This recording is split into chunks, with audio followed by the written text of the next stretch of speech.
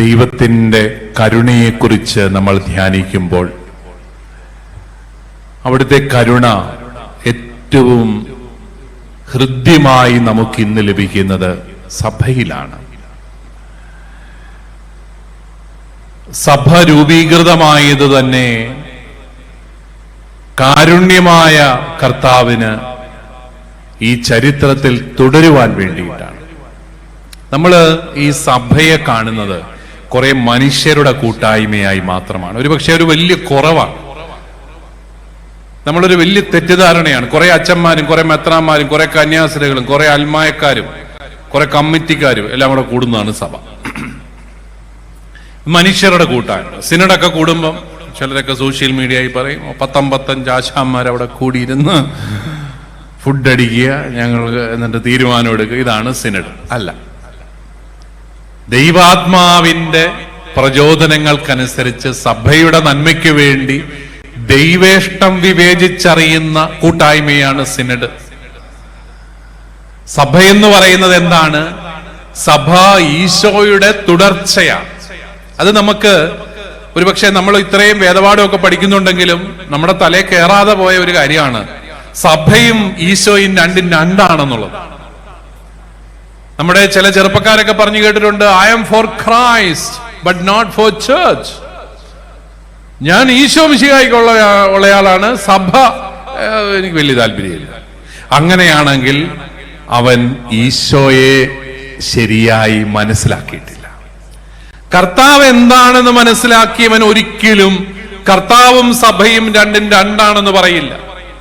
Fulton J Sheen എന്ന് പറയുന്ന ഒരു ആർച്ച് ബിഷപ്പ്, വർഷങ്ങൾക്ക് മുമ്പ് അദ്ദേഹം മരിച്ചുപോയി. ഇപ്പൊ വളരെ പ്രശസ്തനായ റേഡിയോ പ്രഭാഷകനും വളരെ പോപ്പുലറായ ഒരു പ്രസംഗകനുമായിരുന്നു. അദ്ദേഹത്തിന്റെ ഒരു പുസ്തകമുണ്ട്, ഈ മിശിഹായുടെ മൗതിക ശരീരം, the mystical body of Christ എന്ന പേരിൽ. അതിൽ അദ്ദേഹം വളരെ മനോഹരമായ ഒരു നിർവചനം സഭയ്ക്ക് കൊടുക്കുന്നുണ്ട്. അതെന്താണെന്നറിയാമോ? അദ്ദേഹം പറയുന്നത്, നിങ്ങൾ ഈശോ മിശിഹായെ വെറും 33 വർഷത്തേക്ക് ഒതുക്കി നിർത്തുകയാണ്. അത് വായിച്ചപ്പോൾ എനിക്കും തോന്നി, ശരിയാ. നമ്മൾ ഈശോയെ കുറിച്ച് പറയുമ്പം ആ സുവിശേഷത്തിൽ ഈശോയെ കുറിച്ച് പറയുന്ന കാര്യങ്ങൾ മാത്രമേ ഉള്ളൂ. 33 വർഷമേ ആയുസുള്ളോ നമ്മുടെ കർത്താവ്. അപ്പോഴാണ് ഞാനും ചിന്തിച്ച്, ശരിയാണല്ലോ കർത്താവേ. മനുഷ്യനായി അവതരിക്കുന്നതിന് മുമ്പ് പുത്രനായ ദൈവം ഇല്ലേ? ഉണ്ടെന്ന് നമ്മൾ വിശ്വാസ പ്രമാണത്തിൽ ഏറ്റു പറയുന്നത്. അവിടുന്ന് അനാദി മുതലേ പിതാവിനോടൊപ്പമായിരുന്നു, സത്തയോടൊന്നായ പുത്രൻ. പുത്രനായ ദൈവത്തിന്റെ ആ ഭാവം, അതായത് ദൈവപുത്രൻ, തൃത്വത്തിലെ രണ്ടാമൻ, അവിടുന്ന് ലോക സൃഷ്ടിക്ക് മുമ്പ് തന്നെ ആദ്യജാതനായവൻ, പിതാവിനോടൊപ്പമായിരുന്നവൻ. അതാണ് ആ ഒന്നാം ഘട്ടം. അങ്ങനെയിരിക്കെയാണ് ദൈവത്തിന് മനുഷ്യനോടുള്ള അഗാധമായ സ്നേഹത്തെ പ്രതി, കാരുണ്യത്തെ പ്രതി, ഈ ജനത്തെ പാപങ്ങളിൽ നിന്ന് മോചിപ്പിക്കണമെന്ന തീവ്രമായ അഭിലാഷത്തോടെ ആരെങ്കിലും അവരുടെ പാപങ്ങൾക്ക് പരിഹാരം ചെയ്യാൻ ഉണ്ടാവണം. അത് ഒരു മനുഷ്യനെ കൊണ്ടും അത് സാധിക്കുകയില്ല, ഒരു മൃഗബലിക്കും അത് സാധിക്കുകയില്ല എന്ന് കരുതി ദൈവം ആ ത്രിത്വത്തിലെ രണ്ടാമനെ തന്നെ വിടുകയാണ് മനുഷ്യനായി. അതാണ് ഈശോയുടെ 33 വർഷത്തെ ജീവിതം. ആ 33 വർഷത്തെ ജീവിതത്തിന്റെ അവസാനം കർത്താവിന് സംഭവിക്കുന്നത് എന്താണ്? നമ്മൾ ഈ കഴിഞ്ഞ ആഴ്ചയെല്ലാം ധ്യാനിച്ചു. അവിടുന്ന് കുരിശിൽ മരിച്ചു, അവിടുന്ന് യാഗമായി തന്റെ ജീവൻ അർപ്പിച്ചു, ഈ മനുഷ്യകുലത്തെ മുഴുവൻ വീണ്ടെടുത്തു ഉദ്ധാനത്തിലൂടെ. എന്നിട്ട് എന്ത് ചെയ്യും? സ്വർഗാരോഹണത്തിലൂടെ മൂന്നാമത്തെ ഘട്ടം ആരംഭിച്ചു. അതെന്താണ്? പിതാവിന്റെ വലതുഭാഗത്ത് ഉപവിഷ്ടനായി, മഹത്വത്തിന്റെ ആ വലതുഭാഗത്ത് അവിടുന്ന് ഉപവിഷ്ട. അതാണ് മൂന്നാമത്തെ ഘട്ടം. എന്നിട്ട് ഫുൾട്ടൻ ജെ ഷീൻ നമുക്ക് പറഞ്ഞു തരികയാണ്, പന്തക്കുസ്താ തിരുനാളിൽ നമ്മുടെ കർത്താവ് മറ്റൊരു ശരീരം സ്വീകരിച്ചു. അതേതാണ്? പൗലോസ് ശ്ലീഹ പറയുന്നുള്ളതിനെ കുറിച്ച്. ഏതാണ്? സഭ ക്രിസ്തുവിന്റെ ശരീരമാണ്. സഭ ക്രിസ്തുവിന്റെ ശരീരമാണ്. പന്തക്കുസ്താ തിരുനാളിൽ സഭയുടെ ഉദ്ഘാടന ദിവസം നമ്മുടെ കർത്താവ് പുതിയ ഒരു ശരീരം സ്വീകരിച്ചു. അതാണ് സഭ. ഈ സഭയുടെ ശിരസ് കർത്താവാണ്. അവയവങ്ങൾ ആരാണ്? നമ്മളാണ്. സഭയാണ് ശരീരം, ശിരസ് കർത്താവാണ്, നമ്മളോ അവന്റെ ശരീരത്തിന്റെ അവയവങ്ങളും. ഇതല്ലേ പൗലോസ് ശ്ലീഹ നമ്മളെ പഠിപ്പിക്കുന്നത്. അങ്ങനെയാണെങ്കിൽ പ്രിയപ്പെട്ടവരെ, നമ്മൾ ഈശോയുടെ ശരീരത്തിന്റെ ഭാഗമാണ്. എന്തുകൊണ്ടാണ് ഓരോ ക്രിസ്ത്യാനിയും കർത്താവിന്റെ ശരീരം സ്വീകരിക്കുന്നത്? ഒരുപക്ഷെ നമ്മൾ ഏതെങ്കിലും ഒരു അക്രൈസ്തവനോട് കുർബാനയെ കുറിച്ച് പറഞ്ഞാൽ അവൻ വിശ്വസിക്കുമോ? നമ്മൾ കർത്താവിന്റെ ശരീരരക്തങ്ങൾ സ്വീകരിക്കുന്നു. എന്നതാ ഇത്? നിങ്ങൾ എന്നതാ പറയുന്നത്? ദൈവത്തിന്റെ ശരീരരക്തങ്ങൾ സ്വീകരിക്കുമോ? അത് സാധിക്കുമോ? എന്തുകൊണ്ടാണ് നമ്മൾ കർത്താവിന്റെ ശരീരം സ്വീകരിക്കുന്നത് ഓരോ പരിശുദ്ധ കുർബാനയിലും? Because we are his body. നമ്മൾ അവന്റെ ശരീരമാണ്. കർത്താവിന്റെ ശരീരമാകുന്ന നമ്മൾ അവന്റെ ശരീരം സ്വീകരിക്കുകയാണ്. അതാണ് പരിശുദ്ധ കുർബാന. പ്രിയപ്പെട്ടവരെ, നമുക്ക് ഈ അടിസ്ഥാനപരമായ കാഴ്ചപ്പാട് വേണം. ഉണ്ടെങ്കിൽ മാത്രമേ കൂദാശകളുടെ സാങ്കത്യത്തെ കുറിച്ച് നമുക്ക് മനസ്സിലാവത്തുള്ളൂ. എന്തുകൊണ്ട് ഞാൻ വീട്ടിൽ ഇരുന്ന് കുർബാനയിൽ പങ്കെടുത്താൽ പോരാ എന്ന് ചോദിച്ചാൽ അതിന്റെ ഉത്തരം, ഈശോ മിശിഹായാണ് രക്ഷയിലേക്കുള്ള ഏക മാർഗമെങ്കിൽ ആ രക്ഷ സ്വീകരിക്കാനുള്ള മാർഗം കൂദാശ സ്വീകരണമാണ്.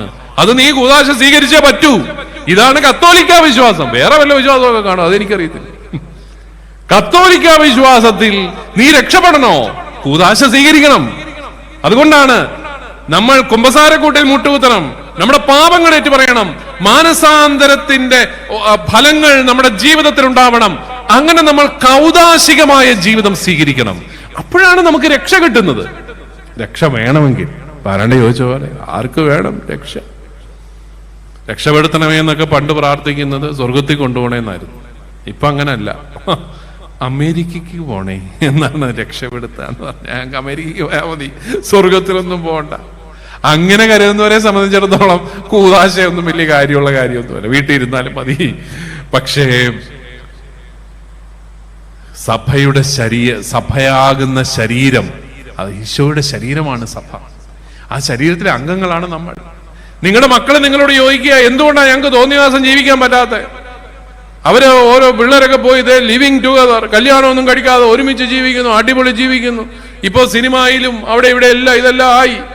അപ്പൊ ഞങ്ങൾക്ക് എന്തുകൊണ്ടാണ് അങ്ങനെ ജീവിച്ചാൽ കൊള്ളുകയല്ലെന്ന് ചോദിച്ചാൽ ഉത്തരം, നിനക്കത് ചെയ്യാൻ പറ്റില്ല. കാരണം you are the member of the body of Christ.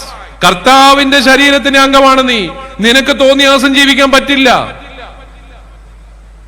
വേറെ എന്ത് മറുപടി നമ്മൾ കൊടുക്കുന്നു? ഇതാണ് മറുപടി. നീ മാമോദീസ ജലം വീണവനാണ്, നീ വിശുദ്ധീകരിക്കപ്പെട്ടവനാണ്, നിന്നിലൂടെ ലോകത്തെ മുഴുവൻ വിശുദ്ധീകരിക്കാനുള്ളതാണ്. അതുകൊണ്ട് നിനക്ക് ഇഷ്ടമുള്ള പോലെ ജീവിക്കാൻ പറ്റത്തില്ല മോനെ. ദൈവത്തിന്റെ സ്വാതന്ത്ര്യം മാത്രമേ നിനക്കുള്ളൂ, തോന്നിയാസം ജീവിക്കാനുള്ള സ്വാതന്ത്ര്യം നിനക്കില്ല. കാരണം നീ രക്ഷ ലക്ഷ്യമാക്കി മുന്നോട്ട് പോകുന്നവനാണ്, സ്വർഗം ലക്ഷ്യമാക്കി ജീവിക്കുന്നവനാണ്. ആ സഭയിലൂടെ, സഭ ക്രിസ്തുവിന്റെ ശരീരമാണ്. ഇന്ന് ഈശോയെ എവിടെ കാണാമെന്ന് ചോദിച്ചു കഴിഞ്ഞാൽ സഭയിലാണ് നമ്മൾ കാണുന്നത്. അതുകൊണ്ടാണ് ഈശോ ചെയ്ത 3 പ്രധാനപ്പെട്ട പ്രവർത്തനങ്ങളും സഭ തുടരുന്നത്. അതുകൊണ്ടാണ് ഈശോ എന്തൊക്കെയാണ് ചെയ്തത്? 1, അവൻ വചനം പ്രഘോഷിച്ചു. സഭ അനുസ്യൂതം ലോകത്തിന്റെ അതിർത്തികൾ വരെ സുവിശേഷം പ്രസംഗിച്ചുകൊണ്ടേയിരിക്കുന്നു. 2, അവൻ തന്റെ ജീവൻ സമർപ്പിച്ച് വിശുദ്ധീകരിച്ചു. സഭയിൽ കൂദാശകളിലൂടെ, പരിശുദ്ധ കുർബാനയിലൂടെ ഈശോയുടെ ആ വിശുദ്ധീകരണ കർമ്മം ഇന്നും തുടർന്നുകൊണ്ടിരിക്കുന്നു. നമ്മുടെ കുർബാന എന്നൊക്കെ പറയുന്നത്, നിങ്ങൾ പറയും വികാരിച്ചന്റെ കുർബാന, കൊച്ചച്ഛന്റെ കുർബാന, പിതാവിന്റെ കുർബാന എന്നൊക്കെ പറഞ്ഞാലും ഇത് ഞങ്ങളുടെ ആരുടെയും കുർബാനയല്ല, ഇത് കർത്താവ് അർപ്പിച്ച കുർബാനയാണ്. അതുകൊണ്ടാണ് കുർബാനയിൽ തോന്നിയാസം കൈവെക്കരുതെന്ന് പറയുന്നത്. ഇത് നിന്റെ പ്രവൃത്തിയല്ല, ഇത് ദൈവത്തിന്റെ പ്രവൃത്തിയാണ്. കർത്താവ് 2000 വർഷങ്ങൾക്കപ്പുറത്ത് അർപ്പിച്ച അതേ ബലിയാണ് നിനക്കറിയാവുന്ന പ്രതീകങ്ങളിലൂടെ, അടയാളങ്ങളിലൂടെ നീ ഇന്നത്തെ ജനത്തിന് സംവേദ്യമാക്കി കൊടുക്കുന്നത്. പുരോഹിത, നീ ആ പ്രക്രിയയിൽ കേവലം ഒരു പ്രതീകം മാത്രമാണ്. നിനക്കല്ലാതെ അതിൽ കവിഞ്ഞ ഒരു അവകാശവും ഇല്ല കുർബാനയിൽ. നീ ഒരു അടയാളം മാത്രമാണ്. കൂദാശകളിലൂടെ കർത്താവിന്റെ വിശുദ്ധീകരണ കർമ്മം തുടരുകയാണ്. മൂന്നാമതായിട്ട് അവൻ നന്മ ചെയ്തുകൊണ്ട് ചുറ്റി സഞ്ചരിച്ചു. പ്രിയപ്പെട്ടവരെ, സഭ ചെയ്യുന്ന കാരുണ്യ പ്രവർത്തനങ്ങൾ എത്രമാത്രമാണത്, എത്രമാത്രമാണ്. നമ്മൾ പലപ്പോഴും ഈ സഭയുടെ കുറവുകൾ മാത്രം ഈ സോഷ്യൽ മീഡിയയിലെല്ലാം കേട്ട്, പിന്നെ ചിലരുണ്ട് അച്ഛന്മാരെയും കന്യാസ്ത്രീകളെയും കുറ്റവും പറഞ്ഞ് ഇരുന്ന് നമുക്ക് ഈ സഭയുടെ നന്മകളൊന്നും അറിയാതെ പോയി. സഭയുടെ കാരുണ്യത്തിന്റെ ഒരു വലിയ മുഖമുണ്ട്. നമ്മുടെ സ്ഥാപനങ്ങളിലൂടെ, പ്രത്യേകിച്ച് നമ്മുടെ വിദ്യാഭ്യാസ സ്ഥാപനങ്ങളിലൂടെ നമ്മൾ ഈ സമൂഹത്തെ അക്ഷരം പഠിപ്പിച്ച ജനമാണ്. അത് നമ്മൾ മറക്കരുത്. ഈ ജനത്തിന് ആതുര ശുശ്രൂഷ എന്താണെന്ന് പഠിപ്പിച്ചു കൊടുത്ത സമൂഹമാണ് ക്രൈസ്തവ സമൂഹം. മറക്കരുത് അത്. ആരോഗ്യ പരിരക്ഷയൊക്കെ ദൈവത്തിന്റെ വലിയ ഒരു ശുശ്രൂഷയായിട്ട്, ദൈവികമായ ശുശ്രൂഷയായിട്ട് കണ്ട് അതിനു വേണ്ടിയിട്ട് ജീവിതം സമർപ്പിച്ചവരായിരുന്നു നമ്മുടെ വൈദികര്, സന്യസ്തര്, അങ്ങനെയൊക്കെയുള്ളവര്. പിന്നെ നമ്മൾ നടത്തുന്ന കാരുണ്യ ഭവനങ്ങൾ, അത് എന്തേരം ഉണ്ട്. ആയിരക്കണക്കിന് കാരുണ്യ ഭവനങ്ങൾ നമ്മൾ നടത്തുന്നുണ്ട്. ഭിന്നശേഷിക്കാരായ കുഞ്ഞുങ്ങൾക്ക് വേണ്ടി, ഉപേക്ഷിക്കപ്പെട്ട മാതാപിതാക്കൾക്ക് വേണ്ടി, അംഗവൈകല്യം വന്ന കുഞ്ഞുങ്ങൾക്ക് വേണ്ടി, മാനസിക രോഗം ബാധിച്ച സഹോദരങ്ങൾക്ക് വേണ്ടിയൊക്കെ. അത് ഏറ്റവും കൂടുതൽ നടന്നത് നമ്മുടെ കന്യാസ്ത്രീകളാട്ടോ, സിസ്റ്റർമാരാണ്. അവരുടെയൊക്കെ ഭവനങ്ങളിൽ നിങ്ങൾ എത്ര പേര് പോയിട്ടുണ്ട്? അവിടെയൊക്കെ ചെന്നാൽ അവരെല്ലാം നമുക്ക് കാലേ തൊട്ട് നമിക്കാൻ തോന്നും. കാരണം അവർക്ക് മാത്രം ചെയ്യാൻ പറ്റുന്ന ശുശ്രൂഷ, ഇങ്ങനെ അവർക്ക് വേണ്ടിയിട്ട് ജീവിക്കാൻ നമ്മുടെ മിടുമിടുക്കികളായ കന്യാസ്ത്രീകളെയൊക്കെ പ്രേരിപ്പിക്കുന്നത് എന്താണ്? കർത്താവിന്റെ കാരുണ്യമാണ്. പ്രിയപ്പെട്ടവരെ, അവരിലൂടെ കർത്താവിന്റെ കാരുണ്യ പ്രവർത്തനങ്ങൾ തുടരുകയാണ്. ദൈവവിളിയുടെയൊക്കെ അടിസ്ഥാനം അതാണ്. കർത്താവിന്റെ രക്ഷാകര പ്രവർത്തനങ്ങൾ തുടരണം. അതിനുവേണ്ടി കൂദാശകൾ പരികർമ്മം ചെയ്യണം. നമുക്ക് വൈദികരെ വേണം. കാരുണ്യ പ്രവർത്തനങ്ങൾ അനുസ്യൂതം നടക്കണം. അതിനു വേണ്ടിയിട്ട് സമർപ്പിതരെ നമുക്ക് വേണം. അങ്ങനെ സമർപ്പിതരിലൂടെയും വൈദികരിലൂടെയും പിന്നെ നമ്മുടെ കുടുംബങ്ങളിലൂടെയും എല്ലാം ഈ സ്നേഹത്തിന്റെ ശുശ്രൂഷ മുന്നോട്ട് പോവുകയാണ്. എത്രയോ കാരുണ്യ പ്രവർത്തനങ്ങൾ നമ്മൾ നടത്തുന്നുണ്ട്. ഞങ്ങളുടെ രൂപതയിലൊക്കെ അതിരൂപതാ ദിനം ആഘോഷിക്കുമ്പോൾ ഓരോ ഇടവകയും, ഓരോ കോൺഗ്രിഗേഷനും, ഓരോ സ്ഥാപനവും ഓരോ വർഷവും നടത്തിയ കാരുണ്യ പ്രവർത്തനങ്ങളുടെ കണക്ക് എടുക്കാറുണ്ട്. ഒരിക്കലും അത് മുഴുവൻ കിട്ടാറില്ല. പകുതിയൊക്കെ കിട്ടുമ്പോഴത്തേക്കും 25 കോടി 28 കോടിയൊക്കെയാണ് ഓരോ വർഷവും വരുന്നത്. വല്ലവരും അറിയുന്നുണ്ടോ? നമ്മുടെയൊക്കെ ഇടവകളിലൊക്കെ എന്തേലും നന്മ പ്രവൃത്തികൾ നമ്മൾ ചെയ്യുന്നുണ്ട്. ഒരു രൂപതാ തലങ്ങളിലൊക്കെ എന്തേലും സ്ഥാപനങ്ങളിലൂടെ നമ്മൾ എന്തെല്ലാം കാര്യങ്ങൾ ചെയ്യുന്നു. ഓരോ കോൺഗ്രിഗേഷനും എന്തെല്ലാം കാര്യങ്ങൾ ചെയ്യുന്നു. അവർ ജീവിതവും സമർപ്പിക്കുക. പണം മാത്രമായിട്ട് നമുക്ക് കൂട്ടാൻ പറ്റത്തില്ല. അവരുടെ ജീവിതം തന്നെ അവർ സമർപ്പിക്കുകയാണ്. പിന്നെ അനേകരെ സ്നേഹിക്കാൻ പ്രേരിപ്പിക്കുകയാണ്. ഞാൻ ഇന്നലെ തിരുവനന്തപുരം അടുത്ത് കാട്ടാക്കടയിൽ എലോയിസ് റീഹാബിലിറ്റേഷൻ സെന്റർ എന്ന് പറഞ്ഞ ഒരു സെന്റർ ഉദ്ഘാടനം ചെയ്യാൻ വെഞ്ചരിക്കാൻ പോയി. അത്ഭുതപ്പെടുത്തിയ വിസ്മയനീയമായ ദൈവകാരുണ്യത്തിന്റെ ഒരു സാക്ഷ്യം. 10-12 ചെറുപ്പക്കാര്, പിള്ളേര്, 3 ആൺപിള്ളേര്, ബാക്കി 9 പെൺപിള്ളേര്. നല്ല മിടുമിടുക്കികൾ പെൺപിള്ളേര്. ആരും കല്യാണം കഴിച്ചിട്ടില്ല പെൺപിള്ളേരിൽ എന്ന് എനിക്ക് തോന്നുന്നു. ഒന്നോ രണ്ടോ പേരും കണ്ട, അത്രേ ഉള്ളൂ. ബാക്കിയെല്ലാം പഠിക്കുക. PhD പഠിക്കുന്നു, MTech പഠിക്കുന്നു, BSc നേഴ്സിംഗ് പഠിക്കുന്നു. അവരെല്ലാം തിരുവനന്തപുരം പ്രദേശത്ത് വന്ന് കണ്ടുമുട്ടി. കുറെ വർഷങ്ങളായിട്ട് അവർ പ്രാർത്ഥനാനുഭവത്തിലായിരുന്നു. ഒരുമിച്ച് കൂടി പ്രാർത്ഥിക്കും. അങ്ങനെ പ്രാർത്ഥിച്ചപ്പോൾ അവർക്ക് കർത്താവിന്റെ ഒരു ജ്വലനം ഉള്ളിലുണ്ടായി. എന്താണ്? തിരുവനന്തപുരം പട്ടണത്തിൽ തെരുവിൽ അലയുന്ന മാനസിക രോഗികൾക്ക് ഭക്ഷണം കൊടുക്കണം, നീ തന്നെ കൊടുക്കണം. അങ്ങനെ അവരത് ഏറ്റെടുത്തു. ഈ പിള്ളേര് ഒരു സഭയുടെ ഔദ്യോഗിക സംവിധാനങ്ങളുടെ ഒന്നും സഹായമില്ലാതെ അവര് ഭക്ഷണം കൊടുത്തു തുടങ്ങി. കുറെ വർഷങ്ങൾ കഴിഞ്ഞപ്പോൾ അവർക്ക് പിന്നെയും കർത്താവിന്റെ പ്രചോദനം ഉണ്ടായി. ഇവർക്ക് വേണ്ടിയിട്ട് ഒരു ഭവനം തുടങ്ങണം. കാട്ടാക്കടയിൽ അവർ 1.5 ഏക്കർ സ്ഥലം മേടിച്ച്, അവർ പലരും ആർക്കിടെക്റ്റുകളും ഒക്കെയാണ് ഈ പെൺപിള്ളേർ. അവർ തന്നെ നല്ല ഒന്നാന്തരം കെട്ടിടം പണിത് 2 കെട്ടിടങ്ങൾ, ഒന്ന് പുരുഷന്മാർക്ക്, സ്ത്രീകൾക്ക്, ഓട്ടിസം ബാധിച്ച കുഞ്ഞുങ്ങൾക്ക്. അതിന് 4 ചുറ്റും ഓരോ കുരിശടിയും പണിത് വെച്ചിട്ടുണ്ട് ഓരോ പുണ്യവാന്റെ പേരിൽ. അവർ പറഞ്ഞു, പിതാവേ, ഇത് ചുമ്മാ സാമൂഹിക പ്രവർത്തനമല്ല, ഇത് ഞങ്ങൾ ഇവർക്ക് വേണ്ടിയിട്ട് പ്രാർത്ഥിക്കും. അതുകൊണ്ട് ഞങ്ങൾക്ക് കുർബാന വേണം, കുർബാന എഴുന്നള്ളിച്ച് വെച്ച് തരണം. ഞങ്ങൾ ഇവർക്ക് വേണ്ടിയിട്ട് 24 മണിക്കൂർ പ്രാർത്ഥിക്കും. ആ പ്രാർത്ഥനയിൽ ഇവര് സൗഖ്യപ്പെട്ട് ഇവിടുന്ന് പോകും. പുതിയ ആൾക്കാർ ഇവിടേക്ക് കടന്നു വരും. എന്തോ ഒരു അഗ്നിയാൽ ജ്വലിക്കപ്പെട്ട ചെറുപ്പക്കാരുടെ ജീവിതങ്ങൾ. കർത്താവ് പ്രിയപ്പെട്ടവരെ ഇന്നും നമ്മുടെയൊക്കെ ഉള്ളിൽ തീ ജ്വലിപ്പിച്ചുകൊണ്ടിരിക്കുക. എന്തിനാ? കൂടുതൽ കാരുണ്യം കാട്ടാൻ. അതാണ് സഭയെ കർത്താവ് എപ്പോഴും നിരന്തരം നിർബന്ധിച്ചുകൊണ്ടിരിക്കുന്നത്, കാരുണ്യം കാട്ടാൻ. ഈ അടുത്ത നാളിൽ നിങ്ങൾ കേട്ട് കാണും, കേന്ദ്ര ഗവൺമെന്റ് കാരിത്താസ് ഇന്ത്യ എന്ന കത്തോലിക്ക സഭയുടെ കാരുണ്യ പ്രസ്ഥാനത്തിന്റെ വിദേശ ഫണ്ട് സ്വീകരിക്കാനുള്ള അനുവാദം എടുത്ത് കളഞ്ഞു. അവരങ്ങനെ ചില ഗുണങ്ങൾ ചെയ്യുന്നുണ്ട്. പക്ഷെ അതിലൂടെ എത്രയോ ആയിരക്കണക്കിന് മനുഷ്യർക്ക് ഇന്ത്യയിലെ കത്തോലിക്ക സഭ സേവനം ചെയ്തു. എത്രയോ പേർക്ക് ഒരു സർക്കാരിനും എത്തിപ്പറ്റാത്ത ഇടങ്ങളിൽ, ഒരു സർക്കാരിനും എത്തിപ്പറ്റാത്ത ഈ സമൂഹം ഒരു വിലയും കൊടുക്കാത്ത ജനവിഭാഗങ്ങളുടെ ഇടയിൽ കാരുണ്യത്തിന്റെ കരങ്ങളായിട്ട് പോകാൻ കത്തോലിക്ക സഭയ്ക്ക് സാധിച്ചത് ഈ ഒരു പ്രസ്ഥാനമുള്ളത് കൊണ്ടാണ്. ഗവൺമെന്റ് ഒന്നും ഉപകാരം ചെയ്തില്ലെങ്കിലും ഉപദ്രവം ചെയ്യാതിരുന്നാൽ മതി. അതായത് വലിയ ഉപദ്രവം ചെയ്തു, അതിന്റെ FCRI എടുത്ത് കളഞ്ഞു. ഇനി നിങ്ങളൊന്ന് പ്രവർത്തിക്കുന്നത് കാണട്ടെ. അതാ. എന്നാ 10 പേർക്ക് എത്രയോ കുഞ്ഞുങ്ങള് അവരുടെ പ്രോജക്റ്റുകളിലൂടെ നല്ല പോഷകാഹാരം കഴിച്ചു. എത്രയോ കുഞ്ഞുങ്ങൾ വിദ്യാഭ്യാസം നേടി. എത്രയോ പേര് രക്ഷപ്പെട്ടു. അതൊന്നും ഞങ്ങൾക്ക് പ്രശ്നമല്ല, നിങ്ങൾ പ്രവർത്തിക്കേണ്ട, അത്രയുള്ളൂ.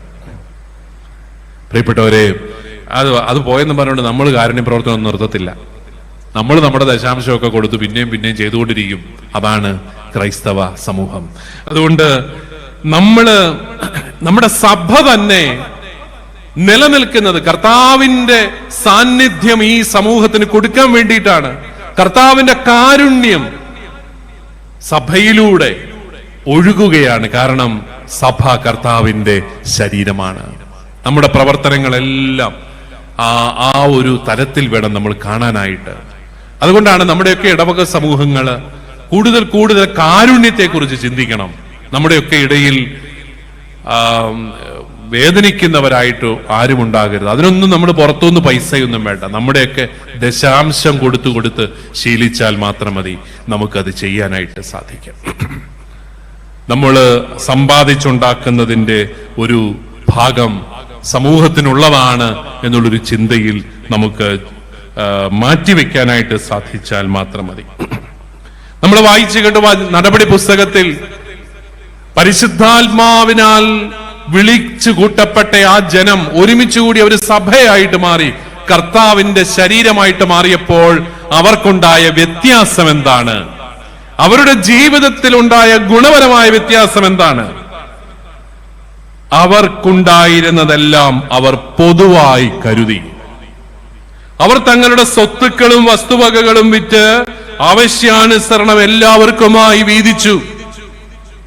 അവർ ഏക മനസ്സോടെ താല്പര്യപൂർവം അനുദിനം ദേവാലയത്തിൽ ഒന്നിച്ചുകൂടുകയും ഭവനം തോറും അപ്പം മുറിക്കുകയും ഹൃദയ ലാളിത്യത്തോടും ആഹ്ലാദത്തോടും കൂടെ ഭക്ഷണത്തിൽ പങ്കുചേരുകയും ചെയ്തിരുന്നു. നമ്മുടെ കാലം ചെയ്ത മാർപ്പാപ്പ ബെനഡിക്റ്റ് 16 മാർപ്പാപ്പായോട് ഒരു പത്രപ്രവർത്തകൻ ചോദിക്കുന്നുണ്ട്, പാപ്പ, നടപടി പുസ്തകത്തിൽ പറയുന്ന ഈ ക്രൈസ്തവ സമൂഹം തങ്ങൾക്കുണ്ടായിരുന്നതെല്ലാം പൊതുവായി കരുതുന്ന, സ്വത്തുക്കളും വസ്തുവകളും വിറ്റ് ആവശ്യാനുസരണം വീതിക്കുന്ന, ഏകമനസ്സോടെ താല്പര്യപൂർവ്വം അനുദിനം ദേവാലയത്തിൽ ഒന്നിച്ചുകൂടുന്ന, ഭവനം തോറും അപ്പം മുറിക്കുന്ന, ഹൃദയലാളിത്യത്തോടും ആഹ്ലാദത്തോടും കൂടെ ഭക്ഷണത്തിൽ പങ്കുചേരുന്ന സമൂഹം, അതല്ലേ കമ്മ്യൂണിസം? അപ്പൊ പിന്നെ എന്തിനാണ് സഭ കമ്മ്യൂണിസത്തെ എതിർക്കുന്നത്? ശരിക്കും കമ്മ്യൂണിസം എന്ന് പറയുന്നത് നടപടി പുസ്തകത്തിലെ ഈ പ്രവർത്തനങ്ങളൊക്കെ തന്നെയല്ലേ. അതിന് മാർപ്പാപ്പ മറുപടി പറയുന്നത് വളരെ ചിന്തനീയമാണ്. അദ്ദേഹം പറഞ്ഞു, കമ്മ്യൂണിസം ഉണ്ടായത് കഴിഞ്ഞ നൂറ്റാണ്ടിലാണ്. എന്നാൽ ആദ്യ നൂറ്റാണ്ടുകളിൽ തന്നെ സഭയിലുണ്ടായ സന്യാസ പ്രസ്ഥാനങ്ങളാണ് നടപടി പുസ്തകത്തിലെ ഈ കാരുണ്യത്തിന്റെ ജീവിതം കൃത്യമായി നടപ്പിലാക്കിയത്. നമ്മുടെ സന്യാസ സഭകൾ വൈദികരുടെയും സന്യസ്തരുടെയും ഒക്കെ സന്യാസ കൂട്ടായ്മകളുടെ പ്രധാനപ്പെട്ട ലക്ഷ്യമെന്താണ്? ഈ ലോകത്തിന് ക്രൈസ്തവ ജീവിതം എന്താണെന്ന് കാട്ടിക്കൊടുക്കുകയാണ്. അവർക്ക് സ്വകാര്യ സ്വത്തില്ല, അവർക്കുള്ളതെല്ലാം അവർ പൊതുവായി കരുതുന്നു. തങ്ങളുടെ സ്വത്തുക്കളും വസ്തുവകകളും അവരെല്ലാം പല മേഖലകളിൽ ജോലി ചെയ്യുന്നവരാണെങ്കിലും അവരാരും ഒരു പൈസ പോലും സ്വന്തമായി എടുക്കാതെ എല്ലാവർക്കുമായിട്ട് അത് വീതിച്ചു കൊടുക്കുന്നു. അവർ ഒരു മനസ്സോടെ താല്പര്യപൂർവ്വം അനുദിനം ദേവാലയത്തിൽ ഒന്നിച്ചുകൂടുന്നു, പ്രാർത്ഥിക്കുന്നു. അവർ ഭക്ഷണം കഴിക്കുന്നു, ഹൃദയലാളിത്യത്തോടെ ഭക്ഷണത്തിൽ പങ്കുചേരുന്നു. ഇതാണ് നമ്മുടെയൊക്കെ സന്യാസാശ്രമങ്ങൾ, നമ്മുടെയൊക്കെ കോൺവെന്റുകൾ എന്നൊക്കെ പറയുന്നത്. ഇതെല്ലാം ഇത് കമ്മ്യൂണിസത്തും ഒക്കെ വരുന്നതിന് വളരെ മുമ്പ് തന്നെ കത്തോലിക്ക സഭയിൽ ക്രൈസ്തവ പാരമ്പര്യത്തിൽ സന്യാസത്തിലൂടെ വന്ന് പരിശുദ്ധ പിതാവ് പഠിപ്പിക്കുകയായിരുന്നു. പ്രിയപ്പെട്ടവരെ, കാരുണ്യ അനുഭവത്തിലേക്ക് നമ്മളെ നയിക്കുന്നത് സഭയാണ്. സഭ തന്നെ കാരുണ്യമാണ്. ഈ പങ്കുവയ്ക്കാൻ ഉള്ളതെല്ലാം പങ്കുവയ്ക്കാൻ, ഉള്ളതെല്ലാം പൊതുവായിട്ട് കരുതുവാൻ, എന്റെ എന്റെ എന്റെ എന്ന് പറഞ്ഞുകൊണ്ട് ജീവിക്കാതെ എല്ലാം എല്ലാവർക്കുമായിട്ട് കൊടുക്കുവാനൊക്കെ നമ്മളെ പ്രേരിപ്പിക്കുന്നത് സഭയുടെ ശുശ്രൂഷകളാണ്. അതുകൊണ്ടാണ് പറയുക, നമ്മൾ സ്വർഗത്തിൽ പോയാൽ നമ്മുടെ കൂട്ടത്തിൽ ഒരാളെങ്കിലും കാണും, നരകത്തിൽ പോയാൽ ആ പഞ്ചായത്തിലെ എല്ലാവരും കാണും എന്ന് പറയാറുണ്ട്. കാരണം നന്മ ഒരാളെയെങ്കിലും സ്പർശിക്കും. ഒറ്റയ്ക്കുള്ള ഒരു രക്ഷയില്ല. നന്മ ഒരാളെയെങ്കിലും സ്പർശിക്കും, തിന്മ ഒത്തിരി പേരെ സ്പർശിക്കും. ഉദാഹരണത്തിന്, നിങ്ങൾ നാളെ ഒന്ന് കള്ളു കുടിക്കാൻ തുടങ്ങിക്കേ, നിങ്ങൾക്ക് എന്തേലും കൂട്ടുകാരെ കിട്ടുമെന്നറിയാവോ? അയ്യോ, നിങ്ങൾക്ക് വിളി വരും, അളിയ ഒന്ന് കൂടണ്ടേ. ഇത്രയും നാള് നമ്മളെ ഒരുത്തനും അന്വേഷിക്കത്തില്ലായിരുന്നു. നമ്മൾ വെള്ളവടിക്കാരനാണെന്ന് മനസ്സിലായപ്പോഴേ നമുക്ക് വിളി വന്നു, അളിയ വാ നമുക്ക് കൂടാം. എല്ലാവരും പിന്നെ അളിയന്മാരാണ്, അങ്ങോട്ടും ഇങ്ങോട്ടും അളിയന്മാരുടെ കൂട്ടായ്മയാണ് വെള്ളവടി കൂട്ടായ്മ. അതേസമയം അവൻ ഒരു സുപ്രഭാതത്തിൽ ധ്യാനം കൂടി വെള്ളവടി നിർത്തി, പിന്നെ ഒരുത്തനും അവനെ തിരിഞ്ഞു നോക്കാനില്ല. അവൻ ഏകാന്തതയുടെ വല്ലാത്ത അവസ്ഥയിൽ മിക്കവാറും പിന്നെയും പഴയ അളിയന്മാരെ തേടി പോകാൻ തന്നെയാണ് സാധ്യത. കാരണം അവൻ ഒറ്റപ്പെട്ടു പോയി. നന്മ ഒരാളെയെങ്കിലും സ്പർശിക്കും, തിന്മ ഒത്തിരി മനുഷ്യരെ സ്പർശിക്കും എന്ന് പറയുന്നത് പോലെ നമ്മുടെ രക്ഷ ഒറ്റയ്ക്കല്ല, അത് ഒരുമിച്ചുള്ള രക്ഷയാണ്. നമ്മൾ രക്ഷപ്പെടുകയാണെങ്കിൽ ഒരുമിച്ചാണ്. ഭാര്യമാരെ, നിങ്ങൾ രക്ഷിക്കപ്പെടുന്നുണ്ടെങ്കിൽ ഉറപ്പായിട്ട് നിങ്ങളുടെ കൂടെ നിങ്ങളുടെ കെട്ടിയന്മാരും കാണും. നിങ്ങൾ നരകത്തിൽ പോയാൽ എല്ലാവരും കാണും. കെട്ടിയന്മാര് രക്ഷിക്കപ്പെട്ടാൽ അവരുടെ കൂടെ ഭാര്യമാര് ഉറപ്പായിട്ട് കാണും, മക്കളൊക്കെ കാണും.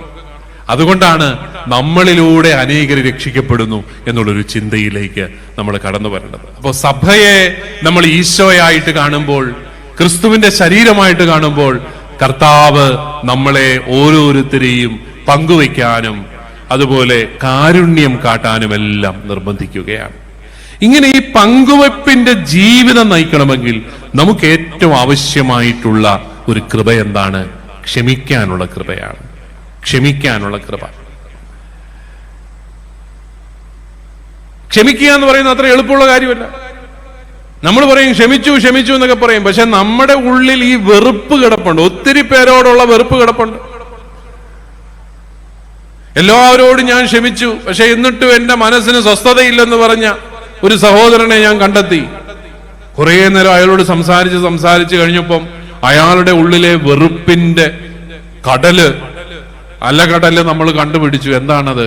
അയാൾക്ക് അയാളുടെ അപ്പനോട്, പണ്ടങ്ങാണ്ട് മരിച്ചുപോയ അപ്പനോട് ഇപ്പോഴും തീരാത്ത കലിപ്പാണ്. മറന്നിട്ടില്ല ഒന്നും. എന്റെ അപ്പൻ ദുഷ്ടൻ പറഞ്ഞുകൊണ്ടിരിക്കുകയാണ്. അയാൾക്ക് അയാളോട് തന്നെ വെറുപ്പാണ്. നമുക്ക് നമ്മളോട് തന്നെ വെറുപ്പ്, നമ്മുടെ കുടുംബത്തിലുള്ളവരോട് വെറുപ്പ് സൂക്ഷിക്കുന്ന ഒത്തിരി മനുഷ്യരുണ്ട്. അപ്പന്മാരോട് അമ്മമാരോടൊക്കെ വെറുപ്പ് സൂക്ഷിക്കുന്നവര്. അവർക്കൊക്കെ എങ്ങനെയാണ് കരുണ കാട്ടാനായിട്ട് സാധിക്കുക? ഒരിക്കലും ഒരു മനുഷ്യൻ, അവന് 10-22 വയസ്സ് വരെ, ഒരു പഴയ വീടാകട്ടോ, ഇപ്പോഴത്തെ വീടുകളൊന്നും അല്ല, പഴയ കാർന്നോന്മാരുടെ വീട്ടിൽ 10-22 വയസ്സ് വരെ അങ്ങനെ സുഖമായിട്ട് ജീവിക്കുകയാണ് വീട്ടിൽ. 22 വയസ്സ് ഒക്കെ കഴിഞ്ഞപ്പോഴത്തേക്ക് അപ്പൻ അവനെ വീട്ടിൽ നിന്ന് ഇറക്കി വിട്ടു. നീ പോടാ, നീ പോയി വല്ല അധ്വാനിച്ചുണ്ടാക്കണമെന്ന് പറഞ്ഞു. ചുമ്മാ ഇങ്ങനെ അമ്മയുടെ സാരത്തിമ്പി പിടിച്ച് പോയി വല്ല അധ്വാനിച്ചുണ്ടാക്കണം. അവന് സഹിക്കാൻ പറ്റിയില്ല. അപ്പൻ എന്നെ ചവിട്ടി ഇറക്കി എന്ന് പറഞ്ഞ് അവൻ അപ്പനോടുള്ള വാശിക്ക് പോയി അധ്വാനിച്ചു. 5 സെന്റ് ഭൂമി മേടിച്ചു, അവൻ വീട് വെച്ചു, പെണ്ണ് കെട്ടി, പിള്ളേരുണ്ടായി. എല്ലാത്തിനും അമ്മയും സഹോദരങ്ങളെയും വിളിച്ച് നല്ല ഭക്ഷണം കൊടുക്കും. എന്നിട്ട് അപ്പന്റെ കുറ്റം ഒരു മണിക്കൂർ അവരോട് പറയും. എല്ലാ ദിവസവും ഇയാൾ ഈ അപ്പന്റെ കുറ്റം ആരോടെങ്കിലും ഒക്കെ പറയും. കുറേ വർഷങ്ങൾ അങ്ങനെ മുന്നോട്ട് വന്നു. ആ അപ്പനാണെ പഴയ 500 സ്റ്റൈൽ ഒരു അപ്പനാ. അവൻ എന്നെ വിളിച്ച് ഭക്ഷണം തന്നില്ലെങ്കിലും കുഴപ്പമൊന്നുമില്ല, അവൻ നന്നായല്ലോ എന്നോർത്ത് അപ്പൻ സന്തോഷമായിട്ട് ജീവിക്കുകയാണ്. കുറെ നാളുകൾക്ക് ശേഷം ഇയാൾ ഒരു കാര്യം മനസ്സിലാക്കി. അപ്പന്റെ അപ്പൻ അപ്പനെ വീട്ടിൽ കയറ്റിയിട്ട് പോലുമില്ല, പിന്നെ വേണ്ട ഇറക്കി വിടാൻ. എന്ന് വെച്ചാൽ ഈ അപ്പന്റെ അപ്പൻ വളർന്നു വന്ന കാലം മഹാകഷ്ടകാലമായിരുന്നു. അയാൾ ഒട്ടും സ്നേഹം കിട്ടാതെയാണ് വളർന്നത്. എന്നിട്ടും അയാൾ കല്യാണം കഴിച്ചു, ഞങ്ങൾ ഇത്രയും മക്കളെ ജനിപ്പിച്ചു, 10-22 വയസ്സ് വരെ എന്നെ പോറ്റി വളർത്തി, പിന്നെയും ഞാൻ സുഖിമാനായി അമ്മയുടെ സാരിത്തുമ്പെ പിടിച്ച് കിടന്ന് ജീവിക്കാനാണ് പ്ലാൻ എന്ന് മനസ്സിലായപ്പോഴാണ് എനിക്കിട്ടൊരു ചവിട്ട് തന്നിട്ട് പോയി രക്ഷപ്പെടാന്ന് പറഞ്ഞു. അതുകൊണ്ടാണ് ഞാൻ രക്ഷപ്പെട്ടത് എന്ന് തിരിച്ചറിഞ്ഞപ്പോൾ അത്രയും വർഷങ്ങളായി അയാളുടെ മനസ്സിൽ അടങ്ങിയിരുന്ന വെറുപ്പ് മുഴുവൻ, അയ്യോ പാവം അപ്പന്റെ മാതാപിതാക്കളുടെ സ്നേഹമൊന്നും കിട്ടാതാണല്ലോ വളർന്നത് എന്നുള്ളൊരു ചിന്തയിൽ ആ വെറുപ്പ് മുഴുവൻ കാരുണ്യമായിട്ട് മാറി. അപ്പോഴാണ് അയാൾക്ക് അപ്പനോട് ക്ഷമിക്കാൻ സാധിച്ചത്. പ്രിയപ്പെട്ടവരെ, ക്ഷമിക്കുക എന്ന് പറയുന്നത് എളുപ്പമുള്ള കാര്യമല്ല. മുറിപ്പെടുത്തിയവന്റെ ലോകത്തോട് കരുണ കാട്ടിയാൽ മാത്രമേ നമുക്ക് ക്ഷമിക്കാനാവൂ. മുറിപ്പെടുത്തിയവന്റെ ലോകത്തോട് കരുണ കാട്ടിയാൽ മാത്രമേ നമുക്ക് ക്ഷമിക്കാനാവൂ. മുറിപ്പെടുത്തിയ ഈ അപ്പൻ ഒരു ലോകമുണ്ട്, അയാൾ വളർന്നു വന്ന ലോകം. എന്റെ അപ്പനെയും അമ്മയൊക്കെ വിധിക്കാൻ ഞാൻ ആരാണ്? അവര് വളർന്നു വന്ന സാഹചര്യങ്ങൾ എനിക്കറിയില്ല. അവര് സ്നേഹം കിട്ടിയാണോ വളർന്നത്? എനിക്കറിയില്ല. ഞാൻ എന്നിട്ട് അവരോട് പോരടിച്ചിരിക്കുക. കാരണം എനിക്ക് കിട്ടിയ സ്നേഹം പോരെന്ന് പറഞ്ഞ് ഞാൻ എന്റെ അപ്പനോടും അമ്മയോടും വഴക്കുണ്ടാക്കുമ്പോൾ ഞാൻ ഓർക്കേണ്ടത്, എന്റെ അപ്പനും അമ്മയ്ക്കും സ്നേഹം കിട്ടിയിട്ടുണ്ടോ? എനിക്കൊരു കാര്യം ഉറപ്പാ, സ്നേഹം കിട്ടിയവരെല്ലാം സ്നേഹം കൊടുക്കും.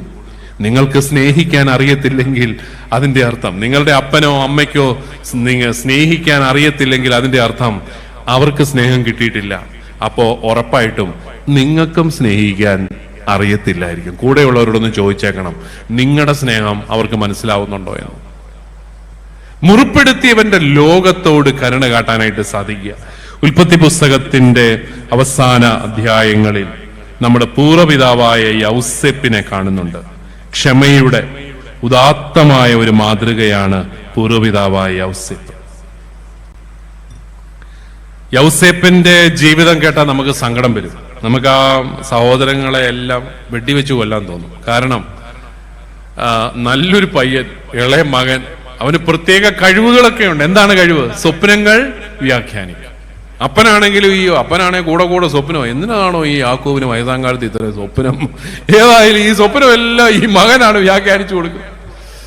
അപ്പൻ സ്വപ്നം കാണുന്നു, മകൻ വ്യാഖ്യാനിക്കുന്നു. അപ്പൊ മകനോടൊരു പ്രത്യേക താല്പര്യമായി. മകനും കൂടുതൽ സ്വപ്നങ്ങൾ കണ്ടുകൊണ്ടിരിക്കുന്നു. അവൻ രാവിലെ എഴുന്നേറ്റ് സ്വപ്നങ്ങൾ ചേട്ടന്മാരോട് പറയുന്നു, വ്യാഖ്യാനിക്കുന്നു. ചേട്ടന്മാർക്ക് ഇഷ്ടപ്പെടും. അവസാനം ആട് മേയ്ക്കാനായിട്ട് പോയ വഴിയെ ചേട്ടന്മാരെല്ലാരും കൂടെ, ഫസ്റ്റ് ചേട്ടന്മാരല്ലേ, അവരെല്ലാരും കൂടെ പദ്ധതി ഉണ്ടാക്കി ഇവനെ കൊല്ലാൻ. സ്വന്തം സഹോദരങ്ങൾ വധിക്കാൻ തീരുമാനിക്കുന്ന ജോസഫിനോട് നമുക്ക് പാവം തോന്നും. പാവം, നല്ലൊരു പയ്യൻ, നിഷ്കളങ്കനായ പയ്യൻ, ചേട്ടന്മാരെ വിശ്വസിച്ച് പോയതാണ്. അവസാനം അവനെ കൊല്ലാനായിട്ട് തീരുമാനിക്കുകയാണ് ചേട്ടന്മാർ. അപ്പൊ റൂബൻ എന്ന് പറയുന്ന മൂത്ത സഹോദരന് സങ്കടം തോന്നി, അയ്യോ കൊല്ലുവൊന്നും വേണ്ട, അവനെ നമുക്ക് ആ പൊട്ടക്കിണറ്റിൽ തള്ളാം. എന്നിട്ട് ഇവര് മാറുമ്പോഴത്തേക്കും പുള്ളിയെ പിടിച്ചു കയറ്റി കൊണ്ടുപോകാൻ ഓർത്തിരിക്കുകയായിരുന്നു റൂബൻ. അപ്പൊ പറഞ്ഞ, എന്നാ റൂബൻ പറഞ്ഞല്ലേ, അനുസരണമൊക്കെ ഉണ്ട്, അതുകൊണ്ട് നമുക്ക് പൊട്ടക്കിണറ്റിൽ തള്ളിയേക്കാം, കൊല്ലണ്ട. അങ്ങനെ പൊട്ടക്കിണറ്റിൽ തള്ളി കഴിഞ്ഞപ്പോഴാണ് അതുവഴി കുറെ ഈജിപ്തുകാർ വന്നു. എന്നാ പിന്നെ ഇവന്മാർക്ക് അടിമയായിട്ട് വിറ്റേക്കാം. സ്വന്തം സഹോദരനെ അടിമയായിട്ട് വിൽക്കുകയാണ് അല്ലെ. നമുക്ക് അവനെയൊക്കെ കൈ കിട്ടിയ എന്നെ ചെയ്യണം? സ്വന്തം അനിയനെ അടിമയാക്കി വിൽക്കുന്ന സഹോദരന്മാര്, എനിക്ക് ഓർത്തിട്ട് അല്ലെ സഹിക്കാൻ പറ്റുന്നത്.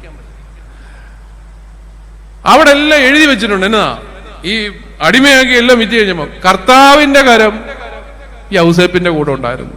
നമ്മുടെ ഇപ്പോഴത്തെ ചെറുപ്പക്കാരൻ ന്യൂജൻ പിള്ളേര് ചോദിക്കും, ഉണ്ടായിട്ട് എന്നാ വിശേഷം? അവന് അടിമയായിട്ട് വിറ്റില്ലേ? കർത്താവിന്റെ കരം യൗസേപ്പിന്റെ കൂടെ ഉണ്ടായിരുന്നു, ഉണ്ടായിട്ട് എന്നാ വിശേഷം? എന്നിട്ട് അവൻ ഈജിപ്തിൽ ചെന്നു. ഒരു വിശേഷം ഉണ്ടായില്ല. അവൻ അടിമയായിട്ട് ചെന്ന് പൊത്തിഫറിന്റെ വീട്ടിലെ കാര്യസ്ഥനായി. അവസാനം പൊത്തിഫറിന്റെ ഭാര്യയ്ക്ക് ഈ പയ്യനോട് വേണ്ടാതിനൊക്കെ തോന്നി. അവന് പാപം ചെയ്യാൻ